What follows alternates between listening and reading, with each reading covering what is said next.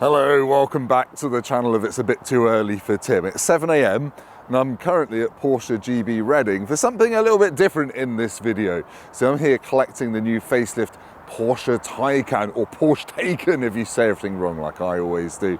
And I'm about to take it up to Glasgow, which is about a 7-8 hour drive, about 450 miles. If you're an American, you'd be like, that's just my commute from the gun shop to the place where we burn crosses or something. But for us in Blighty, it's quite a big long drive. And we're actually doing a video on this for the Motorpoint YouTube channel. We're doing a bit of a road trip between an electric car and a diesel car from Glasgow back down to Portsmouth, just to see the difference in real world time difference and costs and all that kind of stuff. But anyway, I'm about to go meet the video crew for this shoot. We've got about 6 of us working on this. I'm going to do a bit of behind the scenes, but along the way, more importantly, check out the efficiency of the neue Porsche Taycan. Right, anyway, it is way too early, but the sky over Reading looks lovely, apart from the fact it's over Reading. Look at that. There's some tasty Porsches here. I'm not going to do a walk around now. It's too dark. I'm not going to stick my GoPros in yet either because, again, it's just too dark. But yeah, look, you can see it looks different. We've lost the little swoopy bits around there. I said I'm not going to do a full walk around, but I can't help myself. This is a Porsche Taycan. I'll tell you about it once I've had a McDonald's breakfast.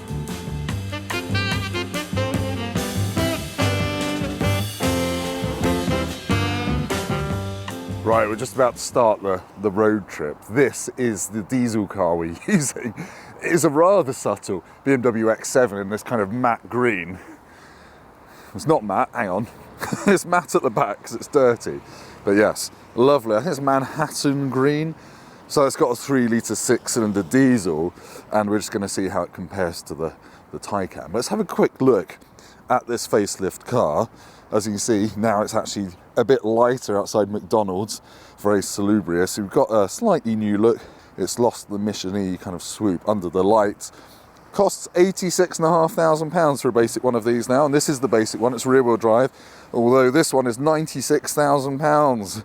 The expensive option is the Performance Battery Plus, which increases the battery size from 84 kilowatt hours to 97 kilowatt hours. So technically, it should now do 420 miles on a charge. And basically Porsche's been through this with its engineering comb and updated the motors, the inverters, the cooling system and the battery pack to just be way more efficient. So I'm going to hop in, start driving to Glasgow and see how we get on. A lovely cinematic shot, there you go. Sunrise over Taycan in a McDonald's car park with a van driving at me. Excellent. It's a lovely shot, isn't it? And this is the crew car that we're about to do tracking out of. Let me show you the setup for this. To get the nice shots, you have to get a BMW Touring, so you can have this flipped up like a very delicate aerodynamic spoiler. There's cameraman Ollie, who films me for all the Motorpoint stuff. Hello. And there you go, camera on a tripod. So I'm going to be bomber crew. Yeah, you're going to be tail gunner. It's not quite. You're going to feel like a tail gunner. Yeah, you're not quite bull turret, but no. I know that's usually your preferred position. That is, yeah. And then you harness in the back there and do some tracking shots. It's well professional, unlike what I normally do on this channel. Right, we've just done a load of filming on the motorway for the Motorpoint video. I've done about 100 miles so far this morning in this new Taycan. It feels like being up forever, and it's only 10 AM. But what do you get in this new facelifted Taycan? Well, everything is a bit better, basically, in terms of the drivetrain. This one's got 435 horsepower because it's got the Performance Battery Plus option. That gives you a bigger battery and a bit more power as well. 0 to 62 time in this is 4.8 seconds. So that's about a second faster than you used to get in the regular rear-wheel drive Taycan of yore. I filmed a pink one on the channel in the olden days, but yeah, it's got proper wallop. And immediately you're just reminded that you're in a Porsche. The steering has no feel, but it's got a really good connection to the front wheels in terms of its response, and the chassis is very ready to turn in. It always feels up on its toes. Yet on the motorways, it's been really relaxing. It's got air suspension as standard. So it just, yeah, you can adjust the height of it. It lowers down on the motorway at certain speeds to make it more efficient. And speaking of efficiency, I should be getting 420 miles, but it is freezing cold. And I've not driven it that gently, so I've been getting about 340 miles to a full charge. Still fast enough to push you back in your seat though. So yeah, I've been getting about 2.8 kilowatt hours, sorry, miles per kilowatt hour out of this. Porsche says I should be getting 3.6 in mixed driving. And I've read some stories of people kind of doing 50 miles an hour and it's getting 6 miles per kilowatt hour. Sorry, I can't talk today. Now, as well as actually being about a second to 60 faster than before, the charging speed is faster as well. It's up to 320 kilowatts peak fast charging speed now if you get the Performance Battery Plus. Otherwise, it's still the old 270 kilowatts that the Taycan's always had. But Porsche says whichever battery you pick now in this facelift, you get more of the time at peak charging power. They've improved the charging curve, if we're being nerdy. And we have noticed that today. It just charged much faster than you think. I plugged it in this morning on a 120 kilowatt charger and it says it's going to be 2 hours to full, but actually after 45 minutes it's like, now you're done, mate, you're at 100%. So yeah, very impressive. And again, just it is a Porsche. It is a Porsche. So unlike so many other electric cars which all feel a bit samey with kind of sharp accelerators and sharp brakes, all of the pedal weights feel really nice. When you first get in this, the accelerator feels like you're putting your foot through treacle. It's lovely and oily, and it means that you can meter out power really nicely. But you might just think, oh, I've got to put my foot down a bit harder than I thought. And the brake is the same as well. Though I would say it's a bit un-Porsche. There's a little bit of a dead spot at the top of the pedal in this one. But Porsche, again, as part of the facelift, has given it stronger regenerative braking.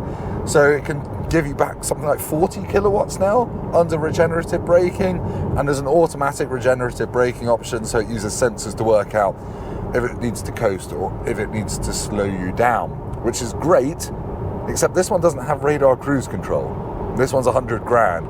I feel like I whinge about this in every single Porsche, but yeah, it hasn't got radar cruise for 100 grand. You need to add it on. And because I've used the built-in sat-nav, or you can use the My Porsche app on your phone, it will automatically tell you where you need to stop to charge and for how long and how many charging bays there are and how much charge you'll have when you get there. So I'm going to have 41% charge when I get there in 164 miles time, and on my phone it's telling me I only need to stop there for 17 minutes, and that's the only charging I need to do between here, which is kind of Oxford way, and Glasgow. 14 minutes of charging. That sounds optimistic, but we'll try it. I'll see you in a second. It's been too much of boring man sits in car in glow-in-the-dark cat t-shirt trying to make sense while he's a bit tired.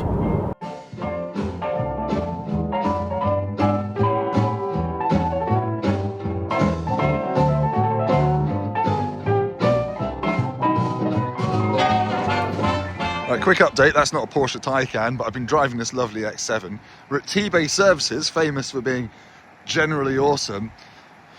And the Taycan, which is being driven by someone else at the moment, is doing very, very well. It's being impeccably comfortable and oddly so much faster than before for the rear-wheel drive one. It's got so much more punch when you floor it from like 50 to 70 or beyond. It just goes really, really fast. What are we averaging on the efficiency, Matthew? I'm going to have to block out his music. I'll just sing over that so I don't get copyright strikes. We're averaging 2.9 miles per kilowatt hour today. So what's that? 3 times 90 is 270 miles range. But actually, it's always showing more than that, isn't it? So it's always showing more than that. So I reckon we're going to get 340 out of a battery on this at the moment. And it is pretty sodding cold. But even though they've not changed the bum of it for the facelift, it still looks very nice. Although when it's going like 80 miles an hour, this lifts up by about half a centimetre, so it just looks a bit broken. There you go, motoring journalism done. The following 24 hours was spent frantically filming this Glasgow to Portsmouth road trip with some quite surprising results. I was in the BMW X7 diesel, Rebecca Jackson was in the Taycan for this shoot, so go and check that out over on the Motorpoint YouTube channel now. You can see they had the aircon off to get more range. I didn't have to do that with my 350 horsepower diesel. But let's fast forward a little bit and get back to me. Okay, so I'm back at Porsche GB on the Wednesday to hand the Taycan back. Just going to show you the interior and do my summary. Sorry I didn't film quite as much as I hoped to film over the past 2 days. Turns out presenting and running a massive shoot keeps you quite busy. But anyway, let's look at the interior of this updated car, because I just want to prove it does look pretty much exactly the same as before. So you've got the air vents that you have to change the direction of using the touchpad. You've got big infotainment system. Let's ignore the fact I'm listening to Meatloaf. That's got wireless Apple CarPlay and Android Auto, and you've still got a big digital dashboard. And you can see I've just driven here. It's taken me 2 hours to do 50 miles. It's been diabolical today, but I've averaged 3.2 miles per kilowatt hour.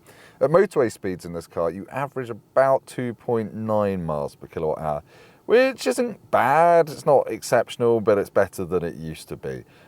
Real world and mixed driving, you are going to get about 300, 350 miles of range out of this thing. But yeah, it feels mostly lovely in here. Got a cup holder there. This pops open, USBs in there. And you've got this kind of like pleathery leather on the door. The sound system in this one is the basic sound system, and it's not actually brilliant. It's not amazing. I would actually upgrade that. And look, you've got your little clock on the dashboard. I do like the fact you've got a frameless mirror there. That does feel quite nice. But yeah, otherwise, it's just a very black inside Porsche Taycan. Nice steering wheel with the heated steering wheel button hidden behind there. And your drive mode selector there. No sport response button or anything on this one. You've just got your normal sport, Sport and Sport Plus. You press this button to change the ride height of the car, and then you've got various suspension modes. So even if you put the car in normal, you can have sporty suspension and things like that. And you can set the shortcut button to do different things as well. And since I always have to show this, if you want to turn off the speed limit warning bong, you have to go to assistance and tap speed warning on there. It takes about 2 seconds to do that.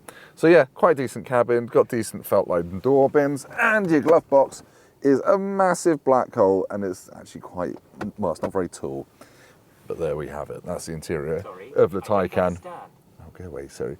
And the back seat space, if you're a short person, it's fine. If you're tall like me, you'll hit your head and you'll want the Sport Turismo version. Right, I'm going to do my conclusion from behind the camera because you've seen enough of my face in this video. I am still very impressed with the facelifted Taycan, however you want to say it.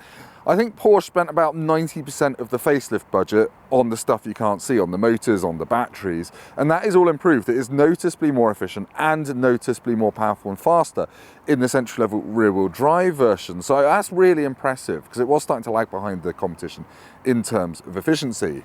But what's actually really impressed me doing 1,000 miles in this car over the past 2 days is the Porsche ecosystem. So there's little things like the charging card that you get in it. If you buy one of these for 3 years, you get reduced discounted charging at various places like Ionity. And if you get this blue stitched key fob, is it going to focus? Not on your Nelly. There we go, blue stitched key fob. That means it's got an RFID chip in it. So if you lose your charge card, you can just use that.